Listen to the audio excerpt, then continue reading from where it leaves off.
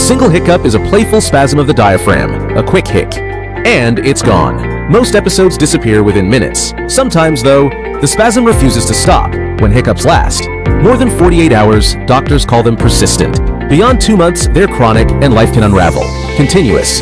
Contractions rob sleep, strip away weight, drain energy, and erode. Mood. The culprit may hide in irritated phrenic or vagus nerves, a stroke, diabetes, even a tumor pressing in the brainstem. Charles Osborne felt that grip for 68 years from 1922 until 1990, piling up an estimated 430 million hiccups. His record shows that a trivial sound can signal something profound. If hiccups linger or arrive with pain, breathlessness, or confusion, seek medical care from a qualified clinician.